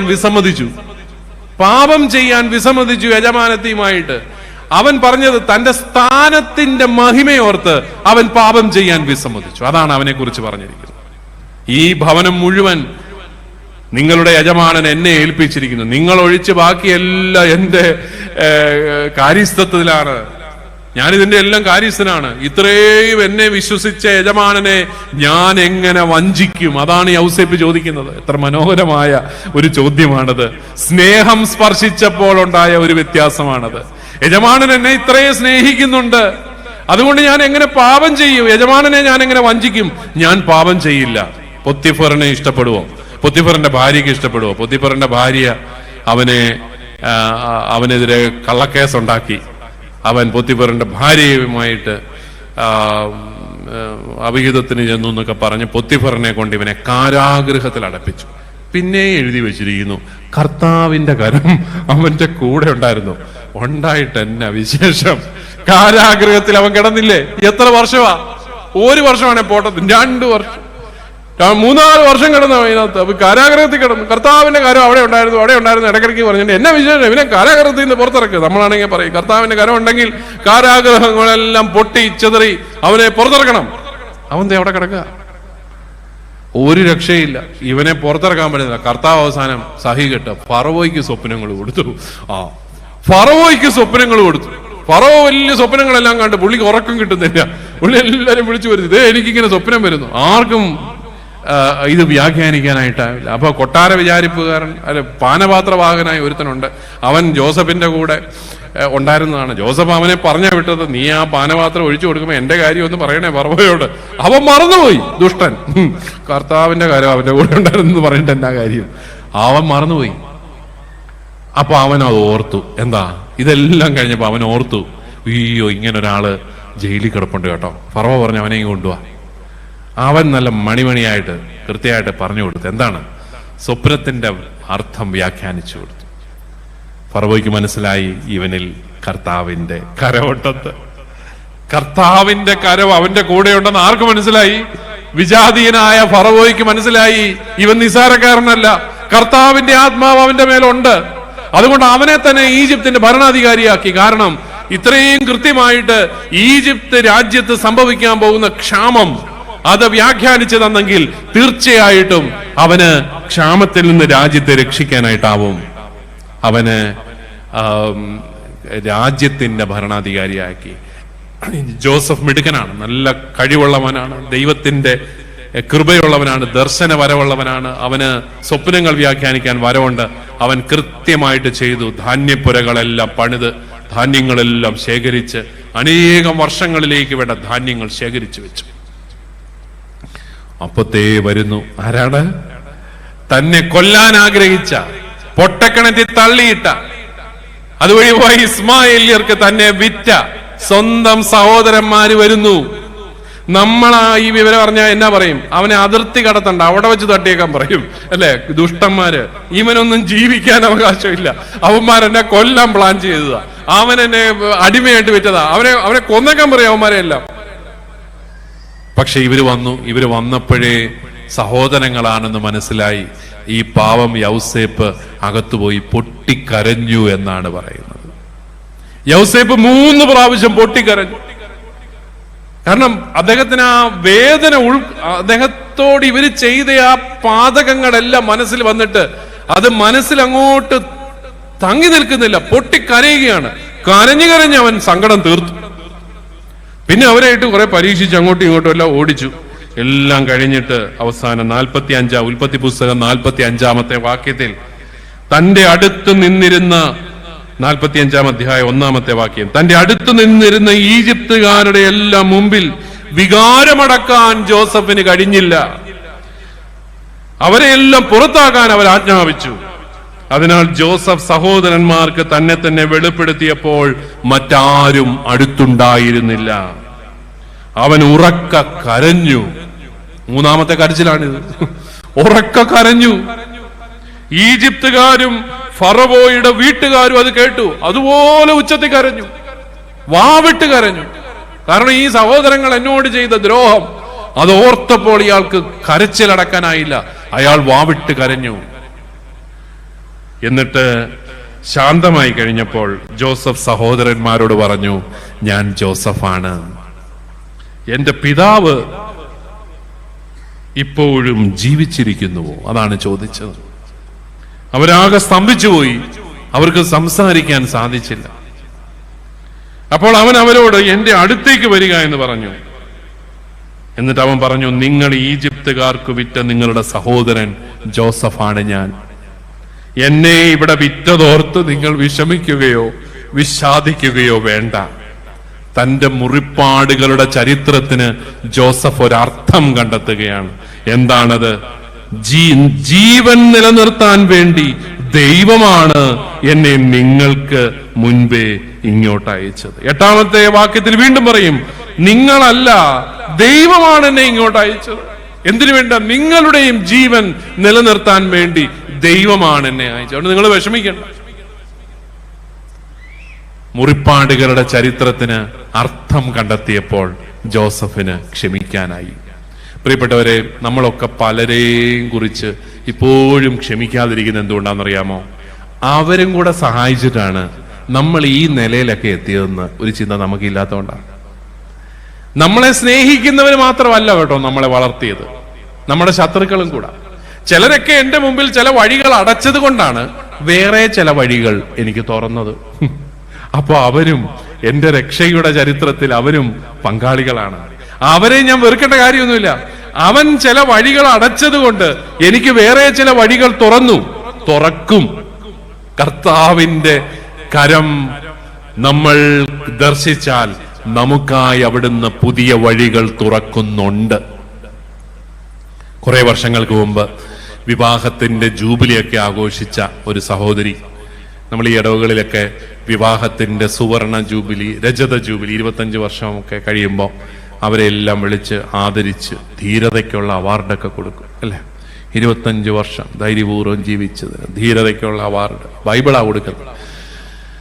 അപ്പൊ ഇടവക ദിനത്തിന് അങ്ങനെ വിളിച്ച് ധീരതയ്ക്കുള്ള അവാർഡെല്ലാം കൊടുത്തെല്ലാം കഴിഞ്ഞ് പിറ്റേ ദിവസം ഈ സഹോദരി എന്നെ കാണാൻ വന്നു. അച്ഛാ, അന്ന് ഞാൻ കൊച്ചച്ഛനാ പള്ളിയിൽ, കൊച്ചച്ഛന് താങ്ക്സ് പറയാൻ വന്ന. ഞാൻ പറഞ്ഞു, അയ്യോ അത് ആദ്യമാണ്. കാരണം എല്ലാവരും ഈ ധീരതയ്ക്കുള്ള അവാർഡൊക്കെ മേടിച്ച് പോകുന്നല്ലാതെ ആരും അങ്ങനെ താങ്ക്സ് ഒന്നും പറയാറ് അച്ഛന്മാരുടെ അടുത്തൊന്നും വരാറില്ല. കൊച്ചച്ഛന് താങ്ക്സ് പറയാൻ വന്ന. എന്താ, നല്ല പരിപാടിയായിരുന്നു ഇന്നലെ, നല്ല ഫംഗ്ഷൻ ആയിരുന്നു, അച്ഛന് ഒത്തിരി കഷ്ടപ്പെട്ടു, എല്ലാം നന്നായിട്ട് ഓർഗനൈസ് ചെയ്തു, താങ്ക് യു. അപ്പോഴേ എനിക്ക് തോന്നി ഇത് താങ്ക്സ് മാത്രമല്ല, ഇതിന്റെ പുറകെ വേറെ ഏതാണ്ട് വരുന്നുണ്ട്. അവിടുത്തെ സൺഡേ സ്കൂൾ ടീച്ചറാണ്, നല്ലൊരു കുടുംബത്തിലെ കുടുംബിനിയാണ്, മാതൃവേദിയുടെ ഭാരവാഹിയാണ് എന്ന് വേണ്ട ഇടവക പ്രവർത്തനങ്ങളിലെല്ലാം സജീവമായിട്ട് നിൽക്കുന്ന ഒരു ചേച്ചിയാണത്. അപ്പൊ അവര് എന്നോട് പറഞ്ഞു, അച്ഛാ ഒരു കാര്യം കൂടെ ഉണ്ട്. എന്നാ, എൻ്റെ ആങ്ങളമാരോടും അപ്പനോടും പിണങ്ങിയിട്ടും 25 വർഷമായി. ഞാൻ പറഞ്ഞത് അത് പറയായിരുന്നെങ്കിൽ നമുക്ക് അതിൻ്റെയും കൂടെ ജൂബിലി ആഘോഷിക്കായിരുന്നു. അനുരഞ്ജനത്തിന്റെ കൂതാശിയായ പരിശുദ്ധ കുർബാനയുടെ ഒരു പുസ്തകവും കൂടെ തരായിരുന്നു സമ്മാനം, കുർബാന പുസ്തകം തരായിരുന്നു. ഞാൻ ചോദിച്ചു, അതിനകത്ത് അവരോട് പിണങ്ങിയിരിക്കുന്നത്? നിങ്ങളെ കണ്ടാൽ ഇങ്ങനൊന്നും തോന്നത്തില്ലല്ലോ. നല്ല കുടുംബം, നല്ല 2 മക്കള്, കെട്ടിയവൻ നല്ലൊരു മനുഷ്യൻ, കേന്ദ്ര ഗവൺമെന്റിലെങ്ങാണ്ട് ജോലിയുള്ള ഒരു മനുഷ്യനാണ്. മക്കളാണെങ്കിൽ നന്നായിട്ട് പഠിക്കും. അവരും ഈ പ്രൊഫഷണൽ കോളേജുകളിലെങ്ങാണ്ടൊക്കെ പഠിക്കുന്ന 2 നല്ല പിള്ളേര്, ആൺപിള്ളേര്. അവധിക്ക് വന്ന അമ്മമാര് കുർബാനയ്ക്ക് വില കൂടാൻ വരുന്ന പിള്ളേരാണ്. ഞാൻ ചോദിച്ചു, എന്തിനാ ഈ പിണങ്ങിയിരിക്കുന്നത്? അല്ല, അവരെന്നെ പറ്റിച്ചാച്ച. അതെന്നാ, അമ്മ മരിച്ചു പോയായിരുന്നു എൻ്റെ കല്യാണത്തിന്. എന്നിട്ടോ അത് അമ്മ മരിച്ചു പോയി. അപ്പോൾ അവന്മാരെന്നെ പറ്റിച്ചു. അതെന്നാ? അല്ല, എനിക്കൊരു 10-12 ഏക്കർ റബ്ബർ തരാമായിരുന്നു. എന്നിട്ട് എത്രയാ കിട്ടിയത്? എനിക്ക് 6 ഏക്കറേ തന്നുള്ളൂ. 6 ഏക്കർ റബ്ബറേ തന്നുള്ളൂ എന്ന് പറഞ്ഞിട്ട് 25 വർഷമായിട്ട് വലിയ പിണക്കമല്ല, ഒരു ശീതസമരം എന്ന് പറഞ്ഞാൽ ഫംഗ്ഷനൊക്കെ പോകും, അവിടെ പോയി അധ്യക്ഷപദം അലങ്കരിക്കും എന്ന് പറയുന്നത് പോലെ അലങ്കരിച്ചിട്ട് ഇനി പോരും. അവരോട് വലിയ സ്നേഹമൊന്നുമില്ല. അപ്പനെ ആങ്ങളമാരെയൊക്കെ കണ്ട് ഹായ് ഹായ് ഹോയ് ഹോയ് എന്നൊക്കെ പറഞ്ഞ് കൊച്ചു പിള്ളേരുടെ കവളയിലൊക്കെ തൊട്ട് 2 മുട്ടായി കൊടുത്തിട്ട് അവർക്ക് പോരും. ഒരു ഹൃദയ ഐക്യമില്ല, അടുപ്പമില്ല, കുടുംബത്തോടൊരു അടുപ്പമില്ല, പിണങ്ങിയിരിക്കുകയാണ്. എനിക്കത് കേട്ടിട്ട് സങ്കടം വന്നു. ഞാൻ ചോദിച്ചു, എന്റെ സഹോദരി, നിങ്ങൾക്ക് ആ 12 ഏക്കർ റബ്ബർ കിട്ടുകയും നിങ്ങളുടെ കെട്ടിയോൻ കള്ളുകുടിയനും പിന്നെ സർവമാന തല്ലിപ്പുളിയുമായിട്ട് ഇതുവഴി നടക്കുകയും ചെയ്തിരുന്നെങ്കിൽ എങ്ങനെ ഉണ്ടായിരുന്നേനെ? ഉടനെ അവരെന്നോട് പറയാ, എന്റെ അച്ഛൻ അങ്ങനെ പറയാതെ, എങ്ങാനും വയസ്സാങ്കാലത്ത് അയാൾ തലതിരിഞ്ഞ് അങ്ങനെങ്ങാനും ആയിപ്പോയാലോ, അങ്ങനൊന്നും പറയാതെ. അയ്യോ എന്റെ സഹോദരി, നിങ്ങൾക്ക് 12 ഏക്കർ റബ്ബർ തോട്ടം കിട്ടുകയും നിങ്ങളുടെ പിള്ളേർ ഇങ്ങോട്ട് വരാൻ പറഞ്ഞാൽ കൃത്യം അങ്ങോട്ട് പോകുന്ന 2 എണ്ണത്തെ ആ കർത്താവ് തന്നായിരുന്നെങ്കിൽ എങ്ങനെ ഉണ്ടായിരുന്നേനെ ജീവിതം? എന്റെ അച്ഛൻ അങ്ങനൊന്നും പറയാതെ. പ്രിയപ്പെട്ടവരെ, ദൈവം തരുന്ന കൃപകളൊന്നും നമ്മള് എണ്ണുന്നില്ല. തരാത്തതെല്ലാം ഓർത്തിരിപ്പുണ്ട്. യൗസേപ്പിന് സംഭവിച്ചത് എന്താണ്? യൗസേപ്പ് കിട്ടിയ നന്മകൾ ഓർത്തു. ദൈവത്തിന്റെ കരം കൂടെയുണ്ട്, പിന്നെ ഞാൻ എന്തിനാ വിഷമിക്കുന്നേ? കർത്താവിന്റെ കരം കൂടെയുണ്ട് എന്നുള്ള ഒരു തിരിച്ചറിവിൽ യൗസേപ്പിനെ ക്ഷമിക്കാൻ വലിയ ബുദ്ധിമുട്ടുണ്ടായില്ല. പ്രിയപ്പെട്ടവരെ, നമ്മളും ദൈവം നമുക്ക് ഒത്തിരി നന്മകളൊക്കെ തന്നിട്ടുണ്ട്. നമ്മൾ വിചാരിക്കുന്നത് ഓസ്ട്രേലിയക്ക് പോയാലേ ശരിയാകത്തുള്ളൂ, അമേരിക്കയ്ക്ക് പോയാലേ ശരിയാകത്തുള്ളൂ, പിന്നെ ചിലർ വിചാരിക്കുന്നത് വേറൊരു കെട്ടിയോൻ വന്നാലേ ശരിയാകത്തുള്ളൂ. ചുമ്മാതാ, ഇപ്പോഴത്തേതൊക്കെ തന്നെ നല്ലത് മതി. ചില ചേട്ടന്മാരുടെയൊക്കെ വിചാരം അവരുടെ ഒറിജിനൽ ഭാര്യ ഇതുവരെ വന്നിട്ടില്ലെന്നാണ്. പിന്നെ ഇപ്പോൾ ഉള്ളത് ഇപ്പോൾ ഉള്ളത് ഡ്യൂപ്ലിക്കേറ്റ്, ഒറിജിനൽ വരാനിരിക്കുന്നേ ഉള്ളതാണ്. ചുമ്മാതാ കേട്ടോ, അങ്ങനെയൊന്നും വരത്തൊന്നുമില്ല. ഇപ്പോൾ ഉള്ളതൊക്കെ തന്നെ ഉള്ളൂ. അപ്പൊ പിന്നെ കിട്ടിയതിന്റെ നന്മകളൊക്കെ ഓർത്ത് നന്ദിയൊക്കെ പറഞ്ഞ് സന്തോഷമായിട്ട് അങ്ങ് ജീവിച്ചാൽ പോരെ. അതാണ് പ്രിയപ്പെട്ടവരെ കാരുണ്യത്തിന്. അതുകൊണ്ടാണ് ഞാൻ പറഞ്ഞത്, കുടുംബജീവിതം വിജയിക്കണമെങ്കിൽ പരസ്പരം കാരുണ്യം കാട്ടണം. കെട്ടിയവൻ ഇങ്ങനെയൊക്കെ ആയത് അയാൾക്കൊന്നും നേരെ ചൊവ്വയുള്ള സ്നേഹമൊന്നും കിട്ടി കാണുകയല്ല. ആർക്കറിയാം? വർത്താനം പറയാനൊന്നും അറിയാൻ വയ്യാത്ത ഒരു ബുദ്ധിജീവിയാണ് എൻ്റെ കെട്ടിയോൻ. അതേസമയം അയലോക്കത്തെ അപ്പുറത്തെ കെട്ടിയവൻ ഭയങ്കര വർത്താനക്കാരനാ. അതും പറഞ്ഞുകൊണ്ട് ഇയാളുടെ ചെല്ലുമ്പം അയാൾക്ക് അതിനേക്കാളും വലിയ അരിശം. ചിലരങ്ങനെയാ അല്ലേ? ഓരോരുത്തരും ഓരോ വ്യത്യാസം. പക്ഷേ നമുക്ക് നമ്മുടെ ദൈവിക പദ്ധതിയിൽ നമ്മുടെ ജീവിതത്തെ തിരിഞ്ഞു നോക്കുമ്പോൾ നമ്മളെല്ലാം ഒത്തിരി നന്മകൾ കിട്ടിയവരാണ്. എനിക്ക് നിങ്ങളോടെല്ലാം പറയാനുള്ളത്, ഹൃദയത്തിൽ കരുണയുണ്ടാകണമെങ്കിൽ ഹൃദയത്തിൽ ഒരു സംതൃപ്തി ഉണ്ടാവണം. ദൈവം ഏതാണ്ടൊക്കെ തന്നു എന്നുള്ളൊരു ചിന്തയൊക്കെ ഉണ്ടാവണം, ഒരു സന്തോഷമൊക്കെ ഉണ്ടാവണം. നിങ്ങൾ കൊച്ചുകുട്ടികളുള്ള മാതാപിതാക്കളെല്ലാം ചെയ്യാൻ പിതാവ് ഒരു കാര്യം പറഞ്ഞുതരാം. നിങ്ങളുടെ പിള്ളേരെ കൊണ്ട് ഒരു ഗ്രാറ്റിറ്റ്യൂഡ് ജേർണൽ എഴുതിക്കണം. ഗ്രാറ്റിറ്റ്യൂഡ് ജേർണൽ എന്നൊക്കെ കേൾക്കുമ്പോൾ നിങ്ങൾ ഞെട്ടണ്ട. ഒരു 80 പേജിന്റെ ഒരു നോട്ട് ബുക്ക് മേടിച്ച് ഓരോ ദിവസവും പിള്ളേർക്ക് ഏറ്റവും ഇഷ്ടപ്പെട്ട അവരുടെ ഹൃദയത്തെ സ്പർശിച്ച 2 നല്ല കാര്യങ്ങൾ എഴുതി വെക്കാൻ പറയണം. എന്നിട്ട് അത് പറഞ്ഞ് ഈശോയ്ക്ക് നന്ദി പറഞ്ഞിട്ട് കിടന്ന് ഉറങ്ങാൻ പറയണം. നല്ല കാര്യങ്ങൾ. അവർ ഈ നെഗറ്റീവ് കാര്യങ്ങൾ നമ്മൾ ഈ നെഗറ്റീവ് കാര്യങ്ങളാണല്ലോ ഈ വീട്ടിൽ പറയുന്നത് മുഴുവൻ. ഇന്നിപ്പോ നിങ്ങൾ ധ്യാനം കഴിഞ്ഞ് ചെല്ലുമ്പോഴേ കെട്ടിയവനെ വഴക്ക് പറയാനിരിക്കുക, എന്നാ നിങ്ങൾക്ക് കൂടെ വരായിരുന്നു, നിങ്ങളും കൂടെ കേൾക്കേണ്ടതായിരുന്നു. നെഗറ്റീവാണ്, നമ്മൾ മൊത്തം നെഗറ്റീവാണ്. അല്ലാതെ എനിക്കെങ്കിലും പോകാൻ പറ്റിയല്ലോ ദൈവമേ എന്നല്ല നമ്മൾ ഓർക്കുന്നത്. നിങ്ങളും കൂടെ എന്താണ് വരാഞ്ഞെന്ന് പറഞ്ഞിട്ട് വഴക്കുണ്ടാക്കാൻ പോവാ. അത് തീരുമാനിച്ചു വെച്ചിട്ടുണ്ട് ചിലരൊക്കെ. കർത്താവ് എനിക്ക് വെളിപ്പെടുത്തി തന്നിട്ടുമുണ്ട് അത്. അപ്പോ എന്നാൽ എനിക്കെങ്കിലും പോകാൻ പറ്റിയല്ലോ മാതാവേ, അത്രയും വലിയ നന്മയുണ്ടായല്ലോ എന്ന് നമ്മൾ ഓർക്കത്തില്ല. നമ്മൾ ഈ നെഗറ്റീവ്, ഈ പിള്ളേരെ പോസിറ്റീവായിട്ട് എന്ന് പറഞ്ഞ നന്മ, ദൈവം തരുന്ന നന്മകൾ തിരിച്ചറിയാൻ അവരെ പഠിപ്പിക്കണം. അതുകൊണ്ട് പ്രിയപ്പെട്ടവരെ, അങ്ങനെ 2 കാര്യങ്ങൾ, നന്ദി പറയാനുള്ള 2 കാര്യങ്ങൾ കുഞ്ഞുങ്ങളെ എഴുതിച്ച് നന്ദി പറയിച്ചിട്ട് കിടത്തി ഉറക്കണം. ഒരാഴ്ചയാകുമ്പോൾ അവർക്ക് നന്ദി പറയാൻ 14 കാരണങ്ങളായി. ഒരു മാസമാകുമ്പോൾ അവർക്ക് നന്ദി പറയാൻ 60 കാരണങ്ങളായി. ഒരു വർഷമാകുമ്പോൾ അവർക്ക് നന്ദി പറയാൻ 700 കാരണങ്ങളായി. 2-3 വർഷമാകുമ്പം അറിയാതെ നിങ്ങളുടെ പിള്ളേര് നല്ല ഊർജ്ജമുള്ളവരായിട്ട് മാറും, നന്മ കാണുന്നവരായിട്ട് മാറും, ജീവിതം കൊള്ളാവല്ലോ എന്ന് പറയുന്നവരായിട്ട് മാറും. അവർ തന്നെ ഇരുന്ന് പഠിച്ചോളും. അവർക്ക് നല്ല ഒരു പോസിറ്റീവ് എനർജി കിട്ടും ജീവിക്കാൻ. അല്ലാതെ നമ്മൾ ഈ പരാതിയും പറഞ്ഞ് കുറ്റവും പറഞ്ഞ്, കർത്താവിന്റെ കുരിശെന്നൊക്കെ പറയുന്നത് ബലഹീനന്റെയും ബലിമൃഗത്തിന്റെയും കുരിശൊന്നും അല്ല പ്രിയപ്പെട്ടവരെ. അത് നല്ല ധീരതയുടെ അടയാളമാണ്. ധൈര്യം ഉണ്ടായിരുന്നു കർത്താവിന്. 14 സ്ഥലങ്ങളിലും അവിടുന്ന് പിന്തിരിഞ്ഞോടിയില്ലല്ലോ. അവിടുന്ന് ആ കുരിശെടുത്തില്ലേ? നല്ല ധൈര്യമാണ്. ആ ധൈര്യം ഉണ്ടാകുന്ന എപ്പോഴാ? ദൈവിക പദ്ധതിയെക്കുറിച്ച് ബോധ്യം ഉണ്ടാകുമ്പോഴും, ദൈവം എനിക്ക് എന്തെങ്കിലുമൊക്കെ തന്നിട്ടുണ്ടല്ലോ എന്നുള്ളൊരു ചിന്തയുണ്ടാകുമ്പോഴുമാണ്. ആകയാൽ കാരുണ്യത്തിന്റെ ഉറവകൾ നമ്മളിൽ എല്ലാവരിലും ഉണരാൻ വേണ്ടി നമുക്ക് പ്രാർത്ഥിക്കാം. ദൈവകാരുണ്യത്തെക്കുറിച്ച് നിങ്ങൾ ധ്യാനിക്കുമ്പോൾ ഓർക്കുക, കർത്താവ് കാരുണ്യം മാത്രമാണ്. അവിടുന്ന് ശിക്ഷിക്കുന്നവനല്ല, അവിടുന്ന് സ്നേഹിക്കുന്നവനാണ്. ആ സ്നേഹിക്കുന്ന ദൈവത്തെ കണ്ടെത്താനും നമ്മുടെയൊക്കെ വീടുകളിൽ ഈ കാർക്കശ്യത്തിൻ്റെയും വിധിക്കലിൻ്റെയും സംസ്കാരം ഒന്ന് മാറ്റി പരസ്പരം മനസ്സിലാക്കി കരുണ കാട്ടി കൂടെ നിന്ന് സഹായിച്ചു, അങ്ങനെ അങ്ങോട്ടും ഇങ്ങോട്ടും സഹായിച്ചും സ്നേഹിച്ചും വർത്തമാനം പറഞ്ഞും നന്മകൾ കണ്ടെത്തി ആഘോഷിച്ചുമൊക്കെ സന്തോഷം നിറയുന്ന കുടുംബങ്ങളാക്കാനും നിങ്ങൾക്ക് എല്ലാവർക്കും സാധിക്കട്ടെ.